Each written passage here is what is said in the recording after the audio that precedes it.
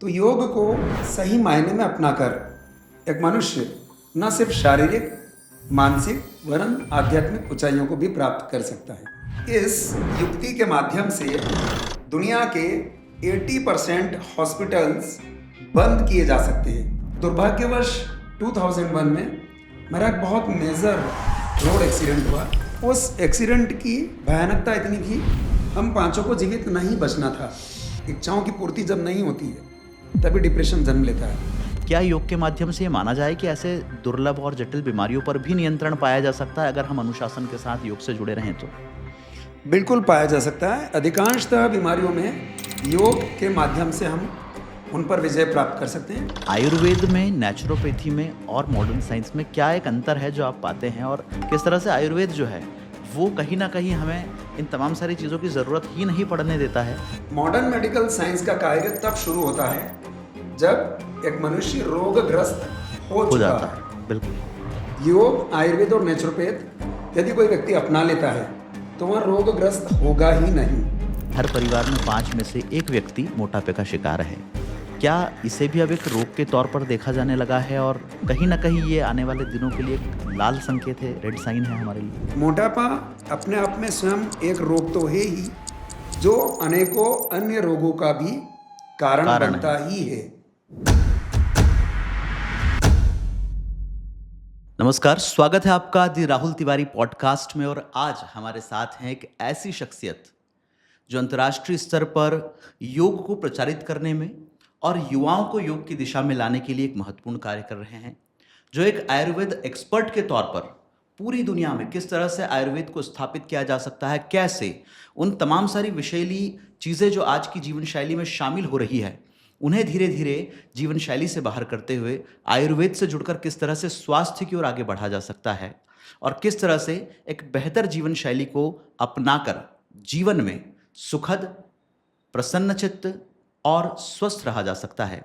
इस दिशा में समाज को जोड़ने, समाज को लाने का काम कर रहे हैं। हमारे साथ आज के पॉडकास्ट में मौजूद हैं अंतर्राष्ट्रीय योग, आयुर्वेद और डाइट एक्सपर्ट योगी मनोज गर्ग, जो आज उन तमाम सारे बिंदुओं पर हमसे बातचीत करेंगे जिनके बारे में जानना आज की पीढ़ी के लिए बेहद ज़रूरी है। सर, बहुत बहुत स्वागत है आपका। नमस्कार राहुल जी।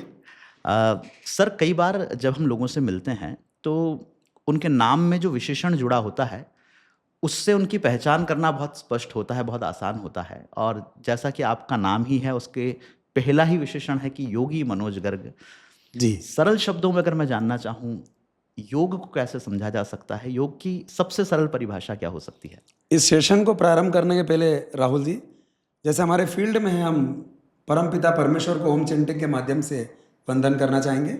दोनों हाथ आप भी प्रणाम मुद्रा में ले आएं, अपने नेत्र कोमलता से बंद करें। हृदय में परमपिता परमेश्वर का, अपने ईष्ट का स्मरण करें।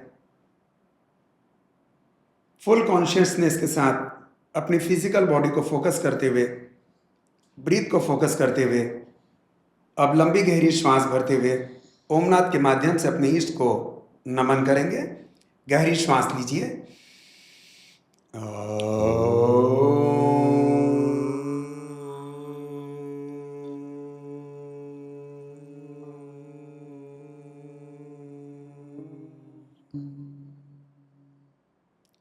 कोमलता से नेत्र खोलते हुए पुनः हाथ नीचे ले आएं।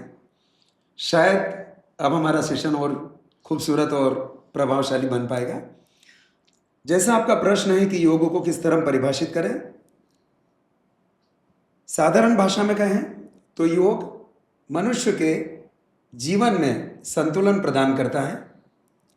योग मनुष्य को आंतरिक शांति, गहराई, प्रसन्नता और अंतस की अनंत गहराइयों में ले जाने का मार्ग है। योग मनुष्य को जटिल से सरल बनाने का मार्ग है। अब आप कहेंगे कि आसनों से ये सब कैसे संभव है? तो योग सिर्फ आसन ही नहीं है, बिल्कुल, वरन योग यम और नियम के रूप में शौच, संतोष, तप, स्वाध्याय, ईश्वर प्रणिधान, इसी तरह सत्य, अहिंसा, अस्तेय, अपरिग्रह और ब्रह्मचर्य को अपनाते हुए अपनी समस्त इंद्रियों पर विजय प्राप्त करते हुए आसन, प्राणायाम और प्रत्याहार के रूप में धारणा, ध्यान और समाधि के रूप में अपनाया जा सकता है। पूरे जीवन मनुष्य बहिर्मुखी बना रहता है। काम, क्रोध, मद, लोभ, मोह, राग और द्वेष के चक्कर में पड़कर 90 को 100 बनाने के प्रयास में ही लगा रहता दिन रात उसी प्रयासों में उलझा और रहता है। उसी प्रयास में रहते हुए अपने आंतरिक शांति, मेंटल पीस को खोकर जीवन व्यतीत करता है। जैसा अभी मैंने कहा कि योग सिर्फ आसन नहीं है, आसन से बहुत कुछ अधिक ऊंचाइयों तक है। तो योग को सही मायने में अपनाकर एक मनुष्य न सिर्फ शारीरिक, मानसिक वरन आध्यात्मिक ऊंचाइयों को भी प्राप्त कर सकता है। Thank you. और बहुत सरल शब्दों में हालांकि आपने इस चीज़ को समझाया, लेकिन यूं कहा जाए तो जीवन को पूरी तरह से अनुशासन में रखना एक तरह से इसे ही जीवन का योग हम कह सकते हैं, चाहे किसी भी क्षेत्र में रहने वाला व्यक्ति हो। पतंजल योग सूत्र में पहला सूत्र ही योग यही है, अथ योगानुशासनम। अनुशासन में रहना ही योग है, बिल्कुल सही बात है। और अनुशासन में रहना बहुत डिफिकल्ट नहीं है। जैसे प्रेजेंट टाइम में कॉमन मैन ये समझता है कि अनुशासन में रहना मेरे लिए बहुत मुश्किल है, बट वह मुश्किल नहीं है। बिल्कुल सही है। और आपकी जीवन शैली को देखकर मुझे ऐसा लगता है कि जितना योग को कठिन लोगों ने बना दिया है, जितना लोग भागते हैं इस शब्द से दूर, हम जब भी किसी से बात करते हैं कि आप क्या अपने आप को हेल्दी रखने के लिए करते हैं, आप खुद की जीवनचर्या में किस एक चीज़ को ऐसा समाहित करते हैं, तो लोग कहते हैं अरे अभी तो हमारे पास समय नहीं है, अभी तो हम बहुत व्यस्त हैं, हम तो सुबह से शुरू होते हैं तो शाम तक हमको पता ही नहीं चलता दिन कब निकल जाता है। मैं चाहूँगा सर कि आपका भी कोई पारिवारिक बैकग्राउंड इस तरह का था नहीं, आपके परिवार में भी आपके बड़े भाई साहब भी अपने उद्यम में हैं, आपके पिताजी भी जो है बिजनेस में थे। कैसे योग की दिशा में आना हुआ और कैसे फिर योग के साथ साथ आयुर्वेद, एक डाइट एक्सपर्ट के तौर पर, और मतलब ये तमाम सारी चीज़ें कहीं ना कहीं धारा के विपरीत बहने का जो एक ये विचार रहा, ये कैसे हुआ? हमारा जीवन हमारी डेस्टिनी पर निर्भर है और उस डेस्टिनी को पाने के लिए एक्ट करना होता है, प्रारब्ध को प्राप्त करने के लिए कर्म करना होता है।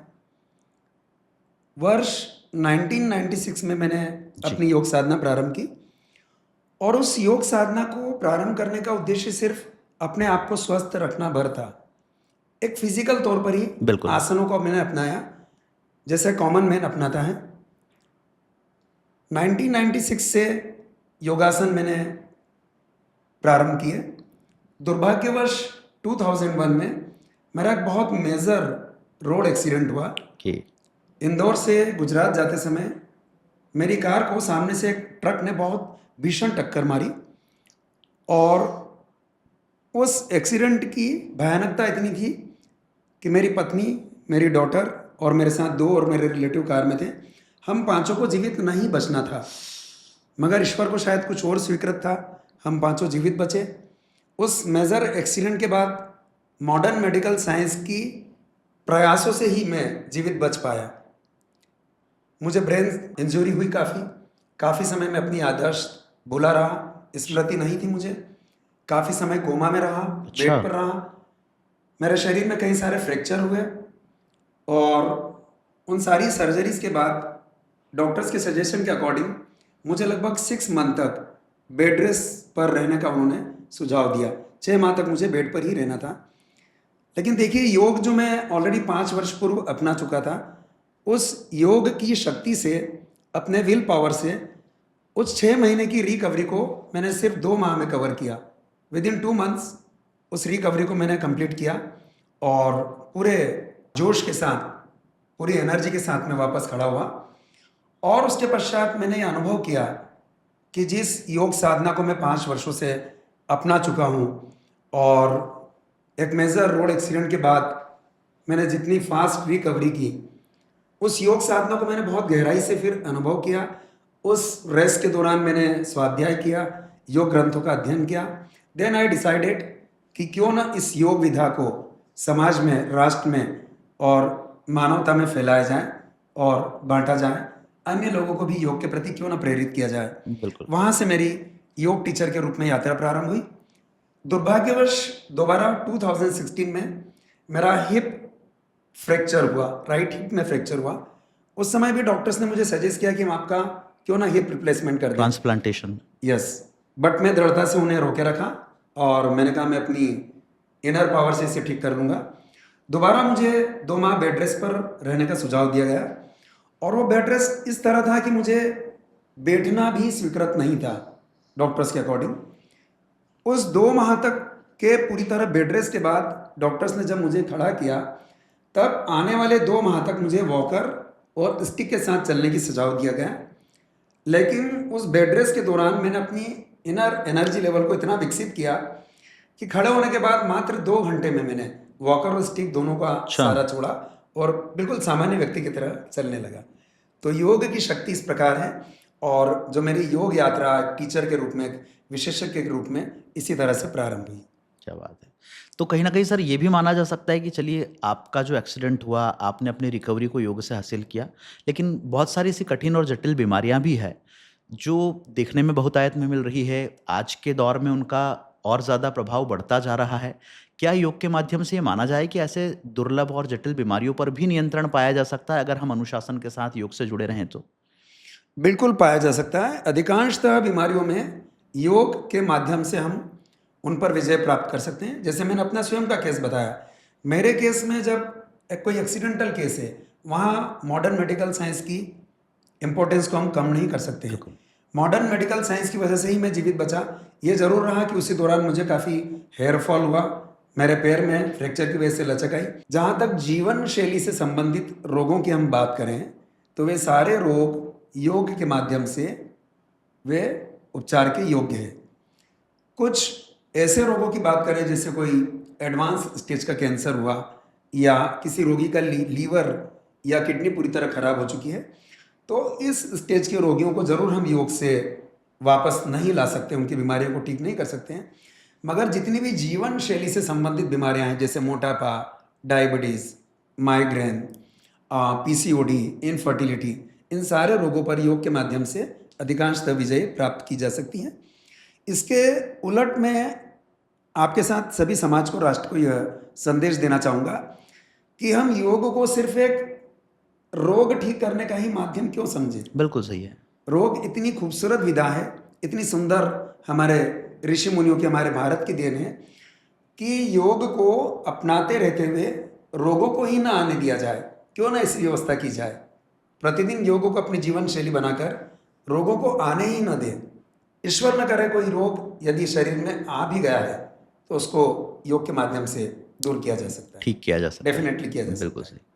सर, ये भारत की एक तरह से कहा जाए जीत के तौर पर देखा जा सकता है, भारत के उस प्रतीक के तौर पर देखा जा सकता है जब भारत का वो अष्टांग योग पूरी दुनिया तक जाता है, और हम सब लोग 21 जून को विश्व योग दिवस के रूप में उसे अपनाते हैं। पूरी दुनिया योग करती है उस दिन। हम ये महसूस कर रहे हैं कि योग दुनिया तक तो पहुंच रहा है, दुनिया के लोग चाहे योगा कहकर ही एक्सेप्ट करें लेकिन उसको अपना रहे हैं। भारत में अभी भी घर घर तक योग की कमी कहीं ना कहीं नजर आती है। आपका क्या विचार इसके विषय में रहेगा? जैसा मैंने कहा, योग तो सृष्टि के निर्माण के समय से ही भगवान शिव ने माँ पार्वती को सर्वप्रथम प्रतिपादित कर दिया था, और कुछ वर्षों पूर्व की बात करें तो योग लगभग विलुप्त सा होता जा रहा था। पहले हमारे आदरणीय बाबा रामदेव ने इसे जीवित किया, जन जन तक पहुंचाने का प्रयास किया। उसके बाद वर्तमान प्रधानमंत्री आदरणीय श्री नरेंद्र मोदी जी के प्रयासों से इसे वर्ष 2015 से अंतर्राष्ट्रीय योग दिवस के रूप में अधिकांश देशों ने अपनाया। जहाँ तक भारत में कम लोगों के अपनाने की बात है, वहीं आलस्य और प्रमाद और वहीं स्वस्थ न बने रहने के पीछे की कहीं न कहीं सुस्ती कार्य करती है। योग को जन जन तक पहुंचाने के लिए, घर घर तक पहुंचाने के लिए एक क्रांतिकारी सुझाव मैं आपको और सभी को देना चाहूँगा कि विद्यालयीन शिक्षा के दौरान ही, स्कूली एजुकेशन के दौरान ही योग, स्वस्थ जीवन शैली और उचित आहार को प्रतिदिन एक अनिवार्य विषय के रूप में लगभग 5 to 7 ईयर्स, 5 से 7 वर्षों तक प्रतिदिन पढ़ाया जाए और उसकी एग्जाम भी ली जाए, उसके मार्क्स भी उस सब्जेक्ट में उनकी मार्कशीट में ऐड हो। इस युक्ति के माध्यम से दुनिया के 80% हॉस्पिटल्स बंद किए जा सकते हैं। मेरे शब्दों पर ध्यान दें जी। 80% मेडिकल एक्सपेंसेस दुनिया भर में खत्म किए जा सकते हैं। केवल 20% उन डॉक्टर्स की, उन मॉडर्न मेडिकल साइंस की नीड रहेगी उन व्यक्तियों के लिए जो कोई एक्सीडेंटल केसेस है, जो कोई बाहरी आक्रमण से व्यक्ति बीमार हुआ है या रोगग्रस्त हुआ है, तो उनके लिए 20% हमें आवश्यकता होगी। जैसा कि हमें पता है 80% हमारी बीमारियां लाइफस्टाइल डिसऑर्डर्स ही हैं। तो वे लाइफस्टाइल डिसऑर्डर्स हमारे शरीर में आने ही नहीं पाएंगे यदि हम स्कूली शिक्षा में प्रतिदिन उसे अपनाना प्रारंभ करते हैं तो। बिल्कुल। एक सर आलस्य की बात आपने की थी। देखने में भी अमूमन ये आ रहा है कि जीवन शैली को लोगों ने पूरी तरह से बदल दिया है। जो हमारी पुरातन जीवन शैली थी, आज के दौर में बहुत कम लोगों में उसको देखने का हमें अवसर मिलता है। उठने और सोने का समय लोगों का बदल रहा है।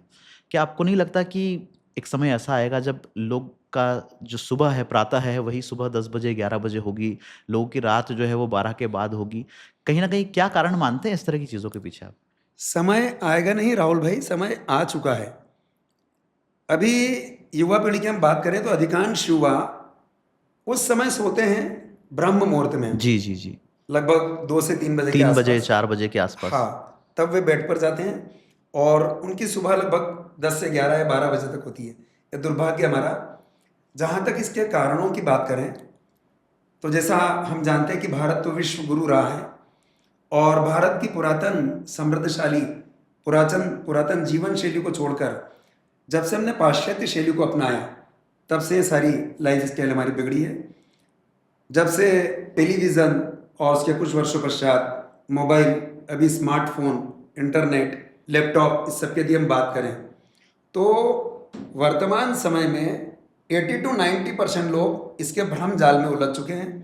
अपने कार्यस्थल से आने के बाद या कार्यस्थल पर भी स्मार्टफोन में बिजी रहते हुए, रात्रि में लेट नाइट भोजन करते हुए, फिर 2-3 घंटे रील्स पर, मोबाइल पर, टीवी पर अपना समय खराब करते हुए जब देर रात्रि 2 या 3 बजे सोते हैं तो हम कैसे एक्सपेक्ट करें कि वे सुबह 6 बजे उठकर बिल्कुल। योग के प्रति प्रेरित होंगे।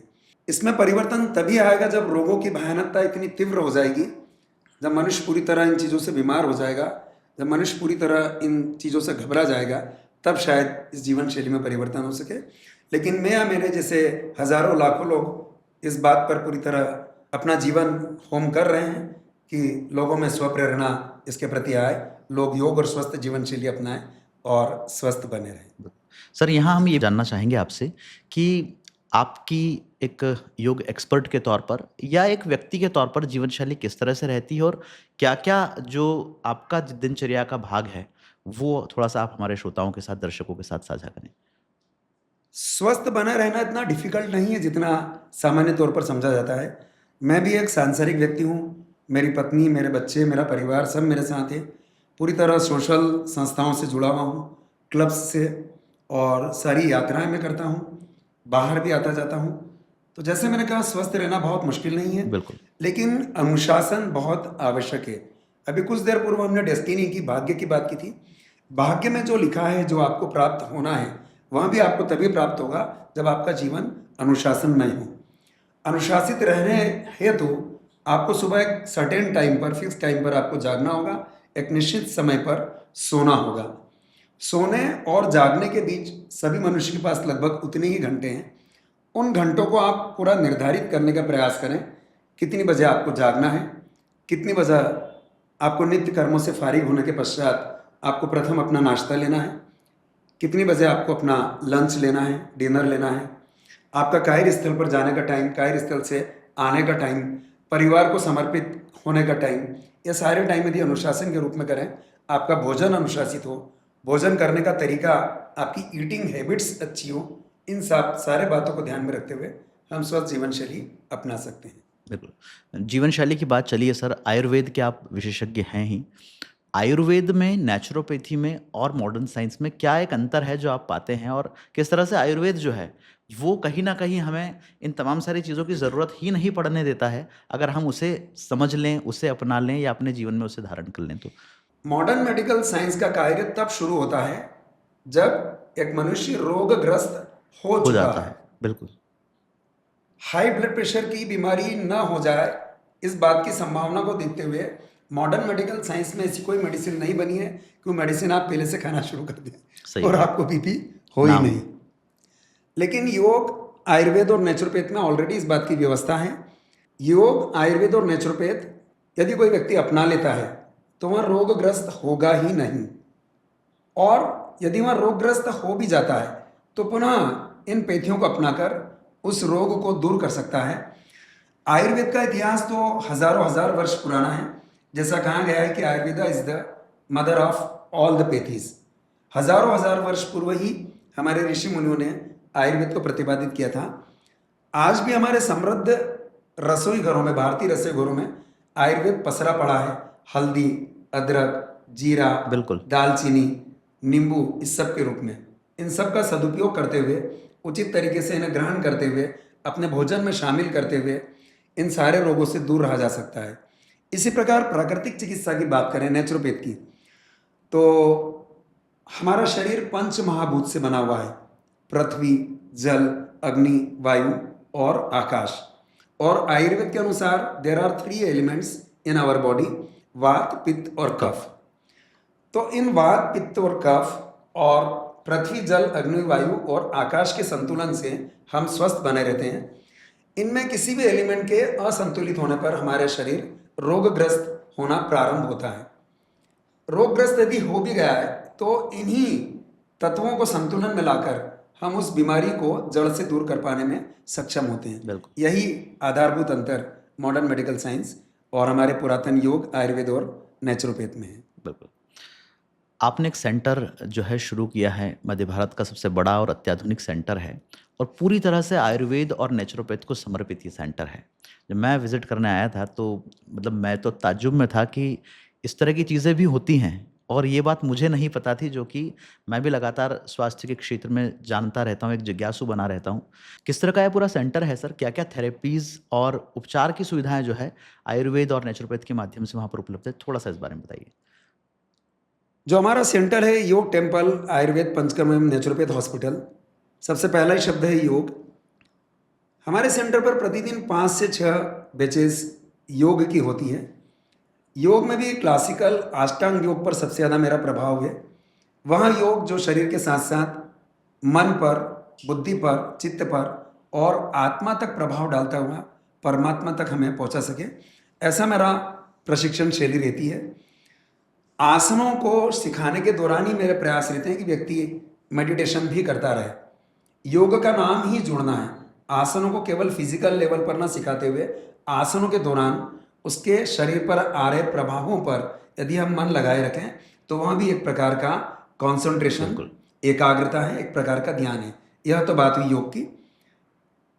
कॉमन बेचेस के अलावा personal yoga as a therapy, आपकी ज़रूरत के अनुसार, आपके रोग के अनुसार पर्सनल योगा थेरेपी भी हमारे यहाँ दी जाती है। आयुर्वेद पंचकर्म और नेचुरोपैथ की बात करें तो जैसा नाम से जाहिर है, आयुर्वेद पंचकर्म यानी 5 प्रकार के कर्म, जिसमें वमन, विरेचन, बस्ती, नस्य, रक्त मोक्षण, ये 5 पंचकर्म हुए।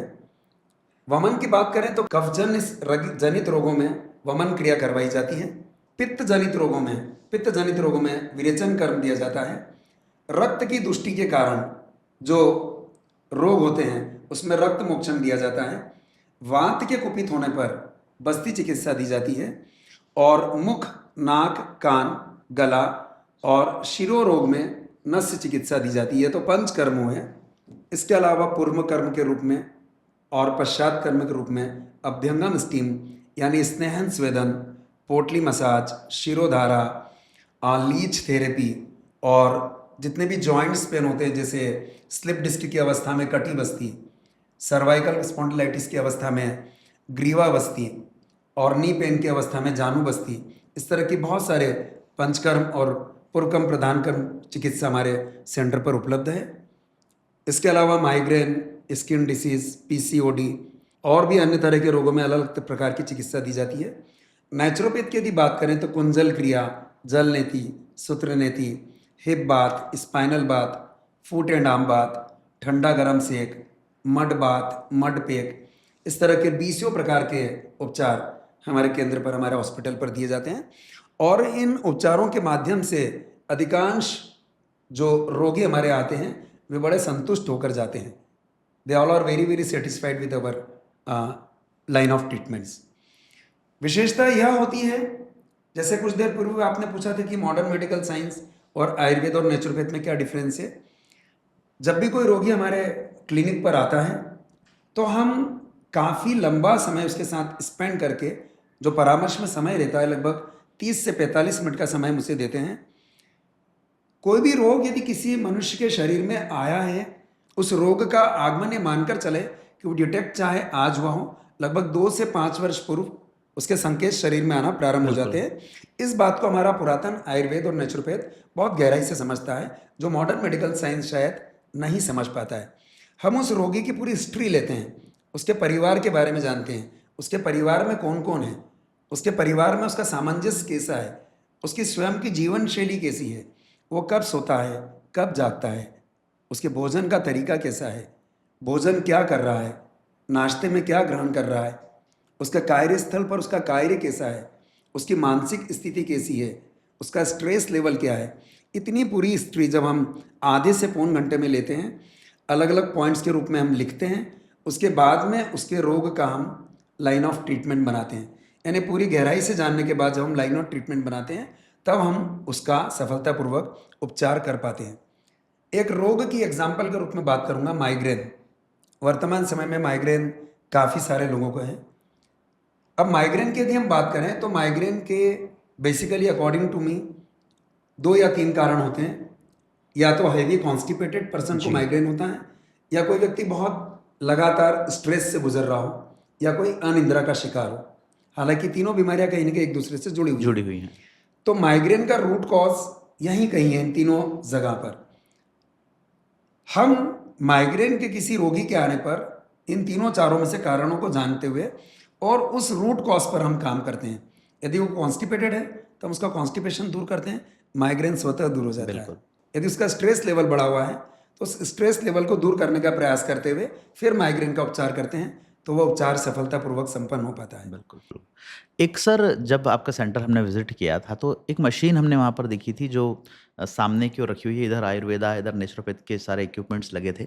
वो मशीन किस तरह से काम करती है और खासकर उसका किन किन बीमारियों पर जो है हम इस्तेमाल करते हैं? आप कोलोन हाइड्रोथेरेपी के बारे में बात कर रहे हैं शायद। जी जी जी। देखिए, कोलोन हाइड्रोथेरेपी एक मॉडर्न मेडिकल साइंस का पार्ट कहा जा सकता है। मॉडर्न तरीके से यदि बात करें तो वैसे तो नेचुरोपैथी का ही एक पार्ट है जी।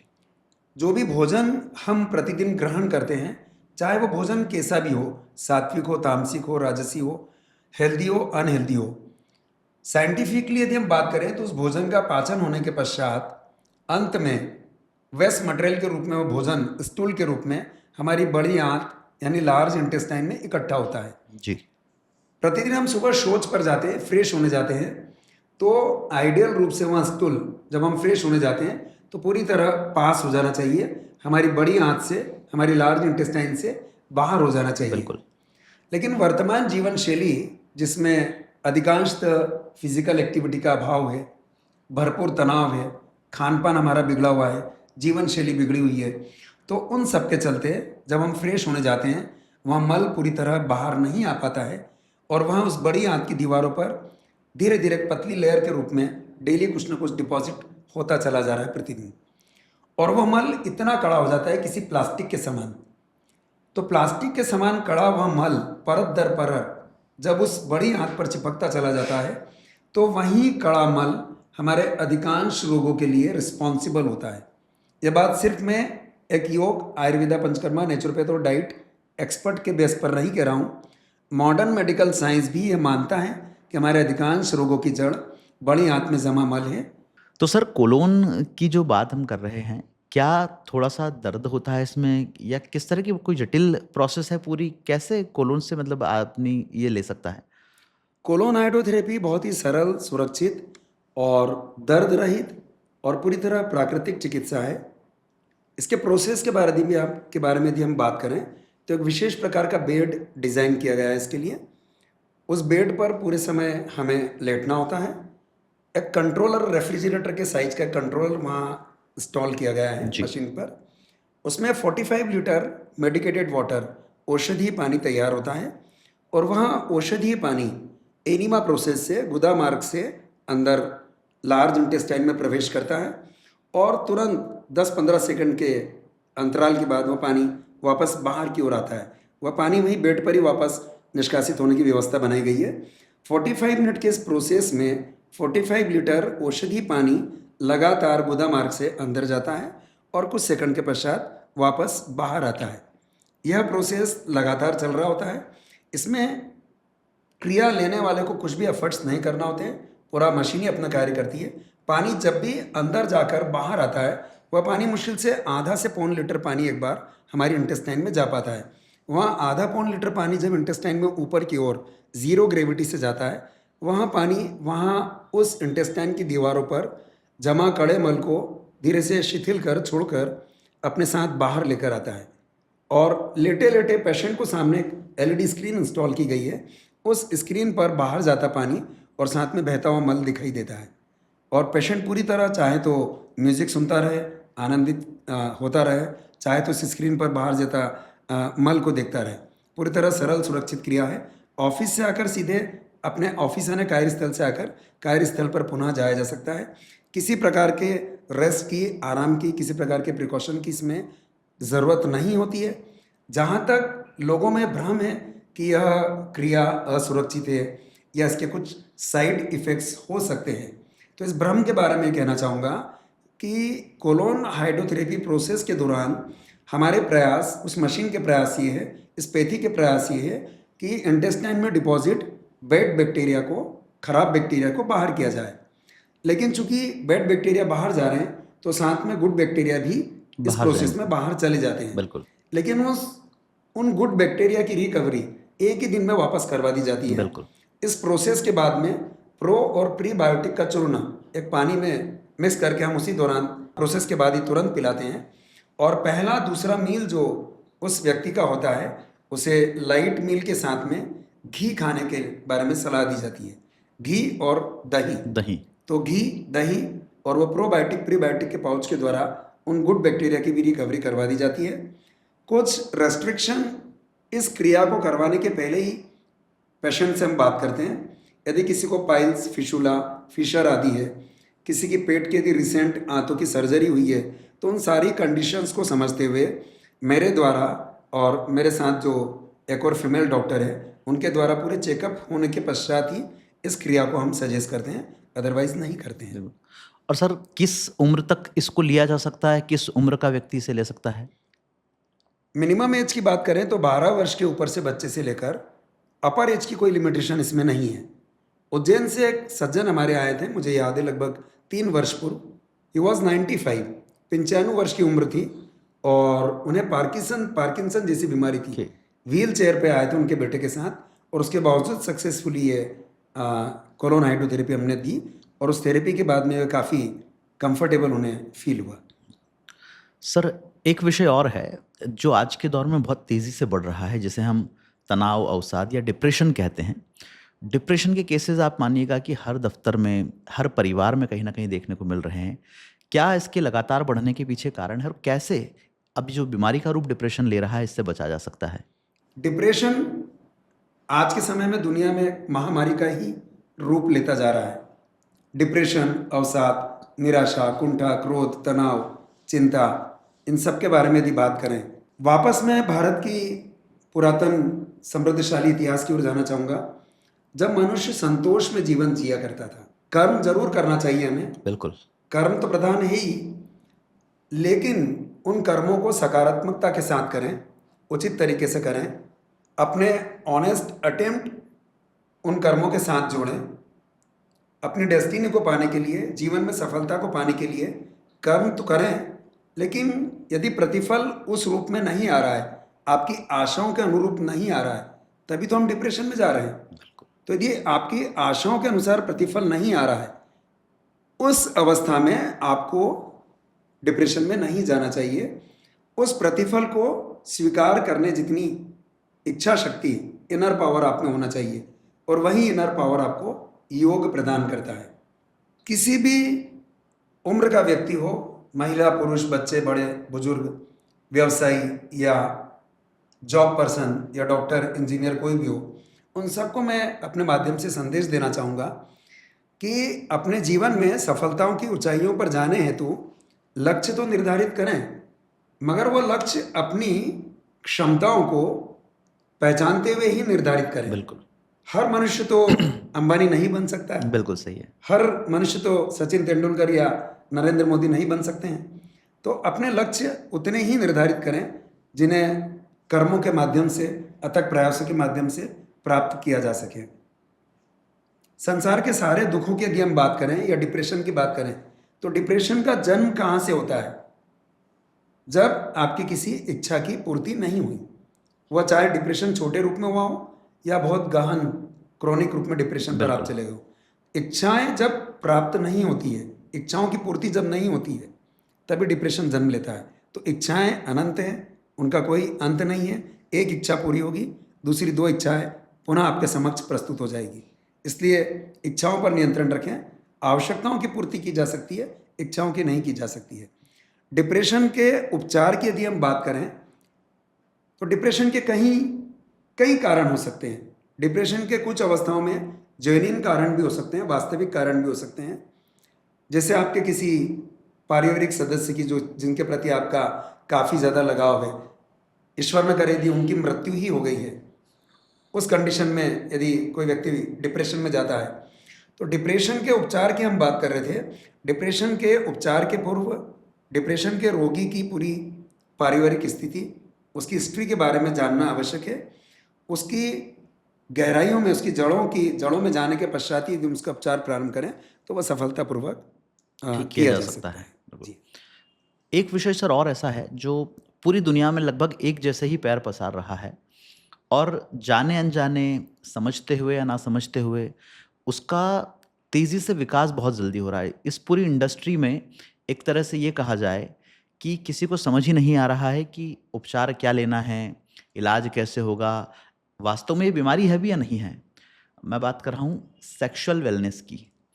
हम चाहे हमारे पार्टनर के साथ हो, चाहे हम किसी भी रिलेशनशिप में हो, लोग कहीं न कहीं इसे एक बीमारी के रूप में अब धीरे-धीरे देखते आ रहे हैं, समझते आ रहे हैं और तेज़ी से दवाइयों का अंतर्राष्ट्रीय बाज़ार, चिकित्सा की अलग-अलग तरह की चीज़ें, लोग अपने मन से बहुत सारी चीज़ें करते जाते हैं। तरह-तरह के आपके कहा जाए कि उपाय हो गए, तरह-तरह के नुस्खे हो गए। इन चीज़ों को लेकर छोटे से लेकर बड़े स्तर तक हर कोई अपने स्तर पे प्रैक्टिस इसकी कर रहा है। क्या इसके पीछे का कारण है? और आयुर्वेद में कैसे इसे ठीक करने के लिए उपाय बताया गया है? सेक्सुअल डिस्फंक्शन यौन दुर्बलता की बात करें तो वैसे तो सदियों से चली आ रही रोग ही है, लेकिन वर्तमान समय में ये बात बिल्कुल सही है कि इनके रोगियों की संख्या बहुत द्रुत गति से बढ़ती जा रही है। इन रोगों के कारणों की यदि हम बात करें तो वही बात आती है, बिगड़ी हुई जीवन शैली। बिगड़ी हुई जीवन शैली में अनियमित खान पान, अनियमित टाइम पर सोना जागना और भरपूर मानसिक तनाव, ये 3 मुख्य कारण हैं। यौन दुर्बलताओं की, सेक्स डिस्फंक्शन की यदि हम बात करें तो इसके 2 पार्ट हैं, एक फिजियोलॉजिकल लेवल पर, फिजिकल लेवल पर, और दूसरा साइकोलॉजिकल लेवल पर। और जहाँ तक मैं अपने हॉस्पिटल पर आने वाले रोगियों की बात करूँ तो 10 में से 8 रोगी साइकोलॉजिकल लेवल पर ही उनका रोग है। बिल्कुल। मुश्किल से 2% पेशेंट ऐसे होते हैं जो फिजिकल लेवल पर वास्तव में जिनको रोग होता है। फिजिकल लेवल पर रोग की यदि हम बात करें तो आयुर्वेद पंचकर्म के कुछ कर्म ऐसे हैं जिनका उपचार यदि प्रॉपर तरीके से उस पेशेंट को दिया जाए तो वहाँ इन रोगों पर विजय प्राप्त कर सकता है। और जहाँ तक साइकोलॉजिकल यदि कारणों की हम बात करें, साइकोलॉजिकल कारण में कई सारे कारण हो सकते हैं। जैसे हमने भी पिछले प्रश्न में बात की थी डिप्रेशन की। डिप्रेशन से ग्रस्त व्यक्ति सेक्स प्लेटफॉर्म पर भी अपना रोल अच्छे से प्ले नहीं कर पाएगा। इसके अलावा डिप्रेशन के अलावा यदि हम बात करें तो जैसे मैंने कहा है कि यह ज़्यादातर साइकोलॉजिकल लेवल पर ही कार्य करता है। बिल्कुल। सेक्स डिस्फंक्शन की यदि हम बात करें तो ज़्यादातर पुरुषों में ही पाया गया है। युवावस्था से ही 14-15 वर्ष की उम्र से ही जब एक बालक इस तरह की स्मार्टफोन पर वीडियो देखता है, कई तरह के सीन देखता है, तो वह गलत आदतों की तरफ मुड़ना प्रारंभ कर देता है और 5-6 वर्षों में, 7-8 वर्षों में, या हायर साइड पे करें 25 वर्ष की उम्र तक आते आते वह पूरी तरह यौन दुर्बलताओं का शिकार हो जाता है। इसीलिए बार बार बात वहीं आती है मानसिक संतुलन की, योग अपनाने की और सही दिशा निर्देश की। हमारे भारत में इसी बात को देखते हुए एक उचित समय पर विवाह की व्यवस्था की थी, लेकिन वर्तमान समय में कैरियर बनाने को लेकर, उच्च शिक्षा को लेकर, जब युवाओं की मैरिज ही 30 वर्ष में, 32 वर्ष में, 35 वर्ष में हो रही है, तो कहीं ना कहीं युवा अपने पथ से भटक चले जाते हैं। और जब बहुत ज़्यादा यौन के प्रति, सेक्स के प्रति वे उनका आग्रह होने लगता है, जब इस प्रकार के नंबर्स बहुत बढ़ जाते हैं तो धीरे धीरे कमजोरी आना स्वाभाविक है। इन रोगों पर विजय प्राप्त करने हेतु जैसा मैंने कहा कि यदि फिजिकल लेवल पर है तो आयुर्वेद पंचकर्म और कुछ प्रकार की औषधियाँ, जैसे हम बात करें अश्वगंधा, शिलाजीत, और सफ़ेद मूसली, कौंच बीज, इसके अलावा तरबूज के बीज, ये सारी जो आयुर्वेदिक औषधियाँ मैं बता रहा हूँ, मेरे सिर्फ इस वीडियो को देखकर कोई ग्रहण करना शुरू ना करें। अपने आयुर्वेदिक डॉक्टर से उचित परामर्श लें और साइकोलॉजिकल लेवल पर यदि बात करें तो किसी अच्छे मनोचिकित्सक से सलाह लें जो सेक्स डिसफंक्शन को दूर करने में माहिर हो। बिल्कुल, किसी भी गलत व्यक्ति के पास न जाएं, अन्यथा बहुत सारा नुकसान आपको हो सकता है। बिल्कुल। आज हम बड़े गर्व के साथ कहते हैं कि सबसे ज़्यादा युवा भारत में हैं, लेकिन हर घर में कोई ना कोई व्यक्ति मोटापे या ओबेसिटी का शिकार भी है, या यूँ कहा जाए कि हर परिवार में 5 में से 1 व्यक्ति मोटापे का शिकार है। क्या इसे भी अब एक रोग के तौर पर देखा जाने लगा है और कहीं न कहीं ये आने वाले दिनों के लिए एक लाल संकेत है, रेड साइन है हमारे लिए? सबसे बड़ी समस्या ही इस बात की है कि मोटापे से ग्रस्त व्यक्ति अपने आप को रोगग्रस्त मानता ही नहीं है। इसको दूसरे शब्दों में कहें तो मोटापे को एक रोग माना ही नहीं गया है ज़्यादातर तौर पर। बिल्कुल, मेरा ऐसा मानना है कि आपके आदर्श वजन से यदि 1 किलो भी ज़्यादा वजन है तो वह कहीं ना कहीं हमारे लिए हानिकारक है। और हमारे हॉस्पिटल पर तो ऐसे लोग आते हैं जो अपने आदर्श वजन से डबल डबल वजन के हैं। बिल्कुल, यदि आपका आदर्श वजन 65 केजी होना चाहिए तो 130 140 केजीज तक के व्यक्ति है। मोटापा अपने आप में स्वयं एक रोग तो है ही, जो अनेकों अन्य रोगों का भी कारण कारण बनता ही है। अभी कोविड काल में हमने देखा, कोरोना काल में, कि अधिकांशतः कोरोना का दुष्प्रभाव उन लोगों पर ही ज़्यादा आया जो मोटापे से ग्रस्त थे। ग्रसित थे। मोटापे से ग्रस्त व्यक्ति को डायबिटीज़, हाइपरटेंशन, कैंसर और फैटी लिवर, हृदयाघात, इन सब रोगों के आने की संभावना कई गुना बढ़ जाती है। इसलिए मोटापे को भी एक रोग समझें जिसे आसानी से स्वस्थ जीवन शैली के माध्यम से नियंत्रण में लाया जा सकता है। बिल्कुल। सर, डाइट को लेके मैंने आपका एक व्याख्यान सुना था और उसमें आपने बहुत रोचक चीज़ें बताई थी। मतलब करीब 40 मिनट का वो समय जीवन को बदलने वाला समय था। मैं चाहूँगा 40 मिनट तो नहीं, लेकिन क्या अब स्वस्थ जीवन शैली को अपनाकर अच्छी डाइट के माध्यम से हम आगे बढ़ सकते हैं? और किस तरह से डाइट के ज़रिए आप लोगों को रोग मुक्त बना रहे हैं? थोड़ा-सा इस बारे में भी हमारे दर्शकों को बताएँ। अभी तक हमारे विषय थे योग, आयुर्वेद, पंचकर्म और नेचुरोपैथ। इन सबसे ऊपर आहार ही है। कोई भी व्यक्ति यदि प्रतिदिन योग करता भी तो सिर्फ 60 मिनट्स, 1 घंटे के लगभग योग करता है। बाकी के 23 आवर्स में उसकी भोजन शैली कैसी है उस पर बहुत कुछ निर्भर करेगा, उसका स्वास्थ्य। अधिकांश बीमारियों की जड़ हमारा भोजन, हमारा पेट, हमारा पाचन ही होता है। भोजन की यदि हम बात करें तो प्रकृति माँ ने जैसा भोजन सूरज की अग्नि में पका कर दिया है, आपकी डाइट का अधिकांश part, up to 60 to 70% part वैसा का वैसा ही आप ग्रहण करें। सीधा खेतों से आया हुआ भोजन, जिसे मनुष्य किसी प्रकार के कारखाने, फैक्ट्री में नहीं ले गया हो, सीधा खेतों से आपके रसोई घर में आया भोजन, फल और सलाद की मैं बात कर रहा हूँ। आपके डाइट का 60 to 70% पार्ट आप फल या सलाद के रूप में ग्रहण करते हैं तो अधिकांश रोगों को आप दूर कर पाने में सक्षम होंगे। पहली बात फलों और सलादों की। दूसरी बात मिलेट्स की, मोटा अनाज के बारे में। जैसा श्री अन्न काफी- जिसको हम कहते हैं आजकल, जी? श्री अन्न कहते हैं जिसे हम। हाँ, श्री अन्न के रूप में ही प्रचलित है। मोटा अनाज जो वास्तव में भारत का ही अनाज है, गेहूं भारत का अनाज है ही नहीं। तो हमारी आंतें जब कंफर्ट में रहेगी, हमारा पाचन तंत्र जब सुचारू रूप से काम कर पाएगा, जब आप मोटा अनाज ग्रहण करेंगे अपनी भोजन शैली में। भोजन शैली की यदि हम बात करें तो कुछ और पॉइंट्स के बारे में मैं शॉर्ट में बात करना चाहूँगा। जब से हमने हमारी जीवन शैली में सीढ़ियाँ चढ़ना बंद करा, या कुछ जीवन शैली से संबंधित बात बिल्कुल। जो आपके पाचन को भी प्रभावित करती है, जी, जब से हमने सुखासन लगाना, जमीन पर, धरती पर बैठना बंद किया, जब से हमने धरती पर बैठकर भोजन ग्रहण करना बंद किया, उसके बाद से हमारे रोगों में वृद्धि होती चली गई। इसी प्रकार कुछ हेल्दी ईटिंग हैबिट जब तक हम ना अपनाएंगे हेल्दी फूड के साथ, जैसे बार बार भोजन न करना, पेट भर भर के भोजन ग्रहण करना। कुछ पॉइंट्स मैं आपको अलग शब्दों में बताना चाहूँगा। बार बार भोजन न करें, छोटा सा भी बाइट खाने पर माउथ से लेकर एनस तक आपका पूरा डाइजेस्टिव सिस्टम एक्टिव हो जाता है। बिल्कुल। इसलिए भोजन प्रॉपर अंतराल में करें। जब तक पिछला भोजन पच न गया हो तब तक अगला भोजन ग्रहण न करें, पहली बात। दूसरी बात, जितना आपकी भूख है उसका 70% ही भोजन आप ग्रहण करें। तीसरी बात, समय निर्धारित रखें। निश्चित समय पर भोजन करेंगे तो प्रॉपर आपका पाचन सिस्टम कार्य करेगा, डाइजेस्टिव सिस्टम। चौथी बात, भूख लगने पर ही भोजन ग्रहण करें, घड़ी देखकर भोजन न करें।